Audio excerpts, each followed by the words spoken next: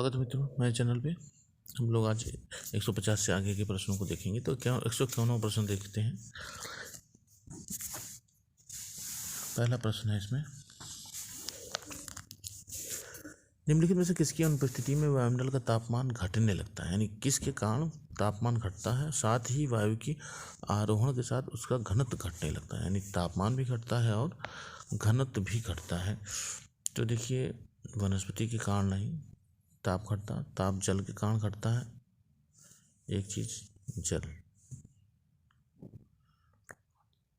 Carbon dioxide के कारण तापमान घटता नहीं, तापमान बढ़ता है कार्बन डाइऑक्साइड के कारण। ऑक्सीजन, नाइट्रोजन की उपस्थिति तो हमेशा रहती है उतनी। तो इसमें आप कह सकते हैं 2 3 2 3 2 4, 2 4 है नहीं, 2 4 होना चाहिए, 2 4 नहीं है। तो आप इसको किसकी अनुपस्थिति में वायुमंडल का तापमान घटने लगता है, अनुपस्थिति में तापमान घटने लगता है। तो कार्बन डाइऑक्साइड की अनुपस्थिति में तो तापमान घटता है। तो 2 3 ही हम ले सकते हैं इसमें। पृथ्वी के धरातल पर ऊष्मा बजट को बनाए रखने में सहायक होता है। देखिए, जल के उससे तापमान किसकी अनुपस्थिति में, जल की अनुपस्थिति में भी तापमान घटता है, क्योंकि वाष्पीकृत होकर जो गुप्त ऊष्मा के रूप में अगर देखा है तो भाप की गुप्त ऊष्मा अधिक होती है। तो जल जब नहीं होता है वायुमंडल में तो उसका ताप घटता है, और कार्बन डाइऑक्साइड भी जब नहीं रहता है तो भी ताप घटता है। ये ताप बढ़ाने वाले हैं, जल वाष्प और कार्बन डाइऑक्साइड। यहाँ जल वाष्प होना चाहिए था। पृथ्वी के धरातल पर ऊष्मा बजट को बनाए रखने में सहायक होता है। ऊष्मा बजट, तो देखिए, सौर विकिरण की लघु तरंगों के रूप में प्राप्ति तथा उसका पार्थिव विकिरण द्वारा दी तरंगों के रूप में परावर्तन, ये ऊष्मा बजट को बनाए रखते हैं। एकदम सही है। ऊष्मा का अवशोषण, ऊष्मा का परावर्तन, ये सब नहीं, केवल ये है कि सौर विकिरण की लघु तरंगों के रूप में प्राप्ति, उसकी जो विकिरण होती है उनको पृथ्वी प्राप्त करता है लघु किरणों के रूप में, और दीप तरंगों के रूप में परावर्तित करता है। ये सबसे स्पष्ट बनाए रखना सहायक। अगला प्रश्न देखते हैं, 153वां प्रश्न देखते हैं मित्रों। निम्न अक्षांशों से उच्च अक्षांशों की ओर अधिशेष ऊष्मा का स्थानांतरण निम्न में से किसके द्वारा होता है। यानी निम्न अक्षांश से उच्च अक्षांश, 0 अक्षांश से अगर हम उच्च अक्षांश की ओर जाएं, अधिशेष ऊष्मा का स्थानांतरण किसके द्वारा होता है। तो वहाँ देखिए, समुद्र ऊष्मा का स्व स्थानांतरण होता है तो पवनों द्वारा भी होता है, समुद्री जलधाराओं द्वारा भी होता है। ज्वार और तरंगों का इसमें कोई भूमिका नहीं, तो 1 और 2 सही है। सुमेलित नहीं है, हम यहाँ देखेंगे सुमेलित कौन सा नहीं है। पर्वत अवरोध के कारण आर्द्रता युक्त पवनों द्वारा वर्षा होती है, उच्चावच वर्षा होती है। ठीक है, हाँ, ऊपर से वर्षा होती है, सही है। वायु राशि की लंबवत गति से जनित वर्षा पर्वतीय वर्षा नहीं है, गलत है। उष्ण एवं आर्द्र वायु राशि से ऊपर उठ जाने के कारण जनित वर्षा जो चक्रवाती वर्षा होती है, सामान्य वर्षा, ठीक है। वह क्षेत्र जो आर्द्रता युक्त पवनों से पर्वत की स्थिति के कारण कम प्रभावित होता है, वृष्टि छाया प्रदेश से भी सही है। तो इसमें आपका गलत है, पर्वतीय वर्षा जो गलत दिया हुआ। यहूदियों, ईसाइयों और मुसलमानों का पवित्र नगर इनमें से कौन सा है। तो यरूशलेम बताया गया था हमने, जो फिलिस्तीन और इजराइल के विवाद का कारण रहा है, हमेशा युद्ध चलता रहता है इन दोनों देशों में। 156वां देखें, निम्नलिखित में से किस प्रकार का बादल स्वच्छ और अच्छे मौसम को सूचित नहीं करता, यानी खराब मौसम को सूचित करता है। वो है कपासी वर्षा मेघ। कपासी वर्षा मेघ जो है वो खराब मौसम को दर्शाता है। अगला हम देखेंगे 157वां। शीतोष्ण कटिबंध में स्थित कुछ वृहद झीलें निकटवर्ती धरातलीय क्षेत्र की जलवायु पर मध्यम या सामान्य प्रभाव डालती हैं। यह प्रभाव विकसित होता है जब जल छिछला होता है, नहीं, झील समुद्र तल से ऊपर स्थित होता है, या बाहर की तरफ प्रभावित होने वाली प्रचलित पवन शीत ऋतु में झील तल को पार करती हैं, तब प्रभावित होता है। शीत कटिबंध में स्थित कुछ वृहद झीलें निकटवर्ती धरातलीय क्षेत्र की जलवायु पर मध्यम या सामान्य प्रभाव डालती हैं। यह प्रभाव विकसित होता है जब बाहर की तरफ प्रभावित होने वाली प्रचलित पवन शीत ऋतु में झील तल को पार करती हैं। ये सही है। किसी दिए गए स्थान के तापमान नियंत्रण के संदर्भ में निम्नलिखित में से कौन सा कथन सत्य है। धरातल पर सर्वाधिक तापमान भिन्नता स्थलखंड तथा महासागरों पर दृष्टिगत होती है, सही है। जो सर्वाधिक तापमान भिन्नता है स्थलखंड और महासागरों पर दृष्टिगत होती है, सही है। 1 रात्रि में महासागरीय तल स्थल की अपेक्षा शीघ्रता से ठंडा होता है। महासागरीय तल ठंडा गर्म हो रहता है रात में। अक्षांश के, गलत हो गया, अक्षांश के बढ़ने के साथ तापमान घटता है दोनों गोलार्ध में। ठीक है, 0 से जैसे ही हम बढ़ते जाते हैं ध्रुवों की ओर तो तापमान घटता जाता है। सही है। अधिकतम तापमान ग्रीष्म काल में तथा न्यूनतम तापमान शीतकाल में होता है। ये सही है। तो केवल इसमें 2 सही है, 3 4 सही है, ये सही है। अगला देखते हैं। अगला देखते हैं, मानसून हवाओं का उत्तम विकास निम्नलिखित स्थानों पर होता है। दक्षिण पूर्वी एशिया में, चीन में, जापान में। तो तीनों क्षेत्र हैं, मानसून हवाओं का उत्तम विकास यहाँ होता है। ये दक्षिण पूर्व एशिया, चीन और जापान, तीनों क्षेत्रों में।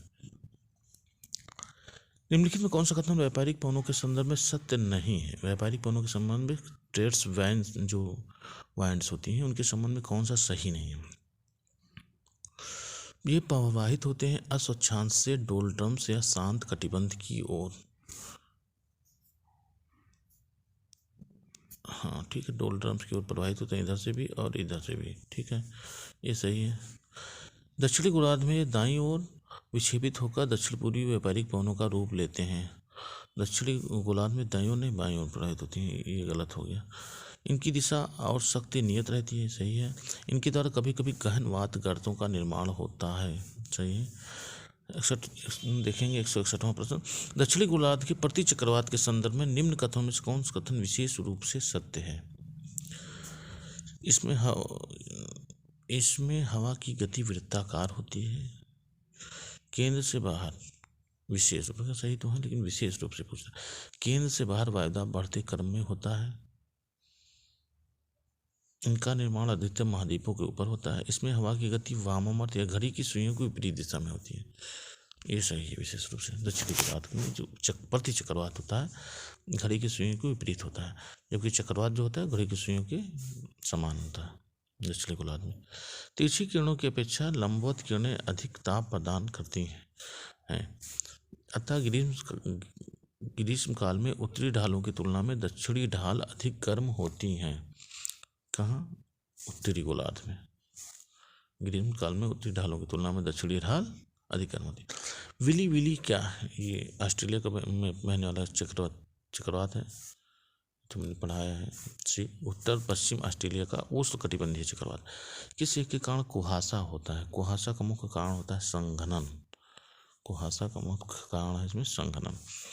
किसी स्थान की जलवायु को प्रभावित करने वाला सर्वाधिक महत्वपूर्ण तत्व क्या है? तो उसकी समुद्र तल से ऊंचाई देख लिया है, सबसे ज़्यादा प्रभावित करता है उसकी जलवायु को। 166वां प्रश्न देखते हैं, किसी स्थान का ताप, वर्षा तथा हवा के दबाव की किसी निश्चित समय पर दशा को क्या कहते हैं? मौसम कहते हैं। किसी निश्चित समय पर जो स्थिति होती है ताप दाब वर्षा, उसको मौसम कहते हैं वहाँ का। निम्नलिखित में से किस एक नगर में भूमध्य सागरीय जलवायु नहीं पाई जाती है? तो भूमध्य सागरीय जलवायु ज़्यादातर महाद्वीपों के पश्चिमी दिशा में, पश्चिमी तट पे पाए थे। तो लॉस एंजल्स पश्चिम में है, रोम, हाँ यहाँ पाया ही जाता है भूमध्य सागरीय। केप टाउन में पाया था, न्यूयॉर्क में नहीं पाया था। संसार का आर्द्रतम स्थान है, आर्द्रतम की बात हो रही है तो यहाँ चेरापूंजी, मासिनराम, सिंगापुर, बरखोन यास्क है, ये उसी का ही नाम है, वायलिन। मासिनराम में सर्वाधिक वर्षा होता है। आर्द्रतम की बात होती वायलिन होगा, साइबेरियन क्षेत्र में जो पाया था। मासिनराम को नहीं लिखा हुआ तो यहाँ हम मासिनराम को ही मान सकते हैं। बरखोन यास्क होता तो वो रहता, क्योंकि बरखोन यास्क नहीं है तो यहाँ पे हम मासिनराम को ही मान देंगे आर्द्रतम स्थान। सबसे ज़्यादा वर्षा वाला क्षेत्र भी यही है। यदि ध्रुवों के पास की बर्फ पिघल जाए तो दिन की लंबाई पर क्या प्रभाव पड़ेगा? अगर ध्रुवों के पास की बर्फ पिघल जाएगी तो दिन की लंबाई बढ़ जाएगी।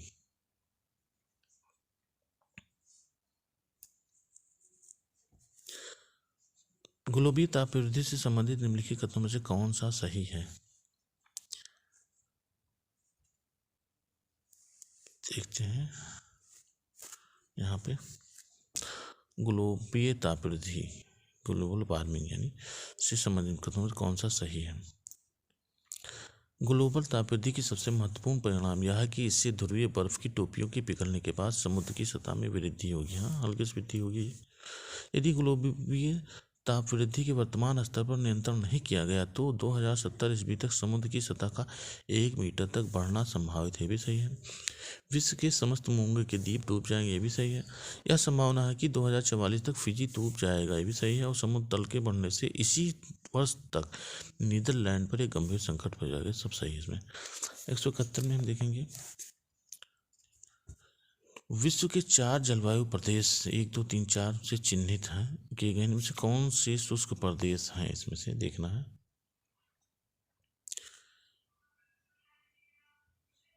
2, 3, 4, 1 तो आपका अफ्रीका का है। 2, 3 साइबेरियन क्षेत्र है। ये तो शुष्क प्रदेश है। ऑस्ट्रेलिया का ये भी शुष्क प्रदेश है। ये अफ्रीका का शुष्क प्रदेश तो नहीं दिख रहा है। 2, 3, 4 अफ्रीका का शुष्क प्रदेश यहाँ है, सहारा मरुस्थल के पास। तो इस तरह से हम कह सकते हैं 2, 3, 4 आपका शुष्क प्रदेश है। सदाबहार वन पाए जाते हैं। सदाबहार वन पाए जाते हैं विषुवतीय क्षेत्रों में जहाँ सामान्य वर्षा होती है। नहीं। 173वां देखते हैं। वेनेजुएला की घास के मैदान क्या कहलाते हैं? तो वेनेजुएला के जो घास के मैदान है उन्हें लानोज कहते हैं। उत्तरी अमेरिका में प्रेरी, दक्षिण अमेरिका में पंपास डाउन्स कहते हैं, ऑस्ट्रेलिया में तो लानोज होगा। यहाँ जलवायु दी है, उनकी विशेषताएं दी गई हैं, तो हम उनको मिलान करेंगे। 174 में सवाना घास के मैदान, मानसून भूमध्य सागरीय और भूमध्य रेखीय दोनों चीज़ें हैं यहाँ पे। तो एक एक करके हम देखेंगे। सवाना घास के मैदान जो होते हैं वर्ष भर मूसलाधार बारिश, ये तो आपका हो जाएगा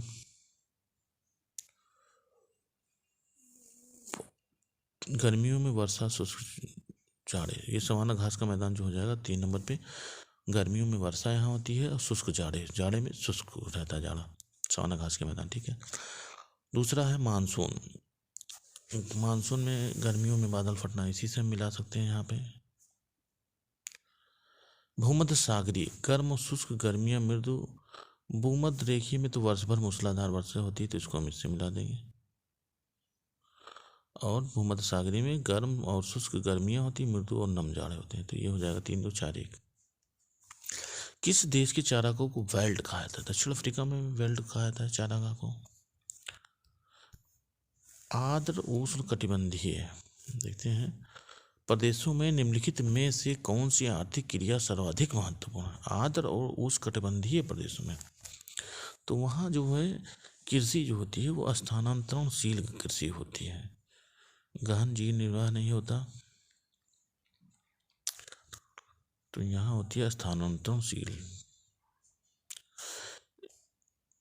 निम्नलिखित में से कौन सा सागर या खाड़ियाँ स्वेज नहर के द्वारा जुड़े हुए हैं? तो भूमध्य सागर को लाल सागर से जोड़ता है जो स्वेज नहर, ये सही है।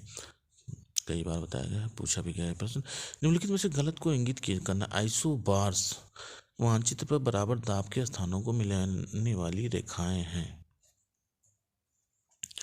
यहाँ हमको दिखाना कौन, हम देखेंगे इसमें से गलत कौन सा।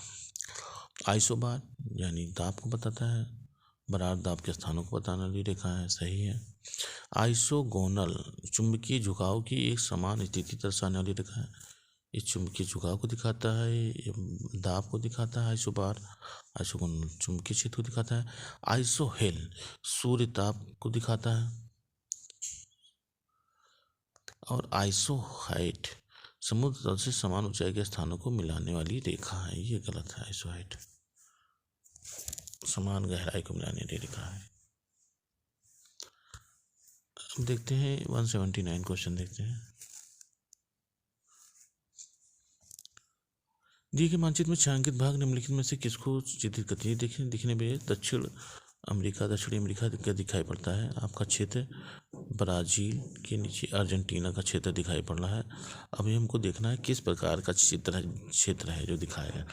शीतोष्ण मरुस्थल, शीतोष्ण घास स्थल, उष्ण कटिबंधीय घास स्थल या उष्ण कटिबंधीय वर्षावन। तो देखिए तो शीतोष्ण स्थल दिखाया गया यहाँ, जैसा कि बताया अर्जेंटीना पंपास के घास के मैदान पाए थे, तो यहाँ शीतोष्ण घास स्थल है ये। 180 देखते हैं। निम्नलिखित कथनों पर विचार करना है। अन्य क्षेत्रों की अपेक्षा भूमध्यवर्ती क्षेत्रों में आपेक्षिक आर्द्रता बहुत अधिक होती है। गलत है, ध्रुवों पर अधिक होती है। तापमान के कम होने से आपेक्षिक आर्द्रता बढ़ती है, ये सही है। निम्नलिखित कारकों में से कौन सा एक जलवायु का निर्धारी कारक नहीं है, मतलब जलवायु का निर्धारण कौन नहीं करता है इसमें से? तो अक्षांतर करते हैं, देशांतर नहीं करते हैं, अक्षांतर करते हैं, देशांतर नहीं करते, उच्चावच लक्षण करते हैं, स्थल समुद्र वैषम करते हैं। 20 का हो जाएगा, नहीं करता है। मिलान करना है हमको यहाँ पे। 182 क्वेश्चन। घास के मैदान है, उनका क्षेत्र दिया हुआ है। तो जैसा कि मैंने प्रेरीज बताया था, उत्तरी अमेरिका का है प्रेरीज। पंपा दक्षिणी अमेरिका का है, ठीक है। वेल्ड आपका दक्षिण अफ्रीका का है, सॉरी दक्षिण अफ्रीका का, 1 मिनट ये हो गया। मिलान करते हैं एक एक करके। स्टेपीज यूरोप और एशिया का है, ठीक है। और प्रेरीज आपका हो गया उत्तरी अमेरिका का। पंपाज आपका अर्जेंटीना का हो गया। वेल्ड हो गया आपका दक्षिण अफ्रीका का, ठीक है। यानी 3, 4, 1 और 2, ठीक है। यहाँ कुछ वन दिए गए हैं, उन किन स्थानों में कौन सा वन पाए थे, ये हमको मिलान करना है। उष्णकटिबंधीय सदाबहार वन, विषुवतरेखीय वन, भूमध्यसागरीय वन और कोरधारी वन। तो हम देखेंगे कोरधारी वन तो यहाँ स्कैंडिनेविया क्षेत्र में पाए जाते हैं, ये तो सही है।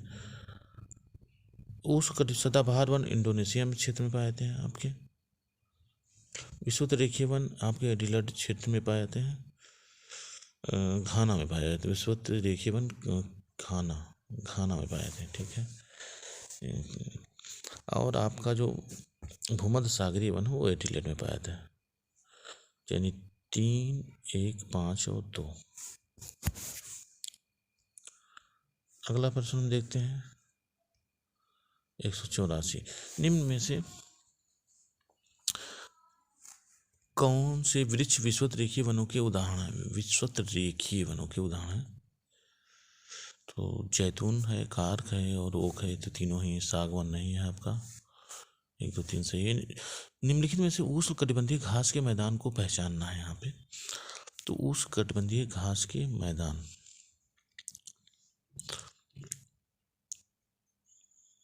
ये पंपास और स्टेपी, ये तो शीत कटिबंध के मैदान है ये और ये। जबकि कंपास और समाना उष्ण कटिबंधीय घास के मैदान है, यानी 1 और 3। सम्मिलित करना है उत्पाद और कौन उसमें स्थान महत्वपूर्ण है किस देश का। चांदी मैक्सिको में है, ये तो हमने पढ़ाया ही है आपको। सोना दक्षिण अफ्रीका में है और अधिक सोना वहाँ से निकाला जाता है। कोबाल्ट और मालिबडेनम देखना है यहाँ पे। तो कोबाल्ट में जायरे है, कोबाल्ट में जाए। भारत में यहाँ से कोई नहीं इसमें से, तो भारत को हटा देना 3 नंबर। तो 3 नंबर की लिस्ट दोनों को पहले हटा देंगे, इनमें दोनों में देखना है हमको। तो चांदी मैक्सिको मिल गया, तो पहला उत्तर सही है। 1, 4 और 2। मालिबडेनम अमेरिका, ठीक है, ये हो गया। रासायनिक उद्योगों में अग्रलिखित इन देशों को घटते क्रम में व्यवस्थित कीजिए। घटते क्रम में व्यवस्थित करना है रासायनिक उद्योग वाले देशों को। तो सबसे ज़्यादा अमेरिका में, फिर रूस में है रासायनिक उद्योग, अमेरिका यानी 2, फिर है रूस आपका, और फिर जापान हो जाएगा, और फिर चीन हो जाएगा आपका। 2, 3, 4 एक सही हो जाएगा ये आपका। यहाँ देखते हैं 188वां प्रश्न देखते हैं। रबड़ के उत्पादन की दृष्टि से निम्न देशों को अवरोही क्रम में, यानी सबसे ज़्यादा से कम की तरफ व्यवस्थित करना है। तो इसको हमने बताया था, थाईलैंड में सबसे ज़्यादा होता है, फिर इंडोनेशिया, फिर मलेशिया। तो 5, 3, 2 कहाँ मिल रहा है? इसमें मिल रहा है 5, 3, 2 और फिर आपका 4 और 1 श्रीलंका, भारत और श्रीलंका इस तरह से।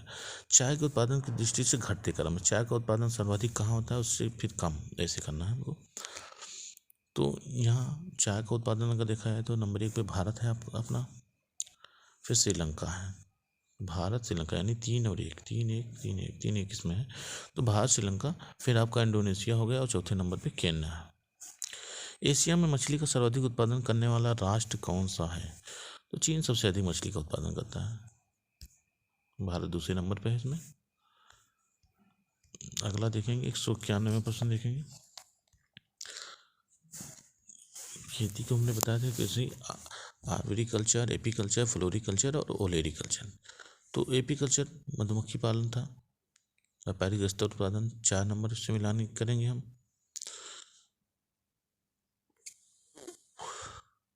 देख लेते हैं फूलों की व्यापारिक कृषि, विशेष प्रकार के वृक्षों झाड़ियों की कृषि व संरक्षण, सब्जियों की व्यापारिक कृषि, व्यापारिक स्तर पर शहद उत्पादन।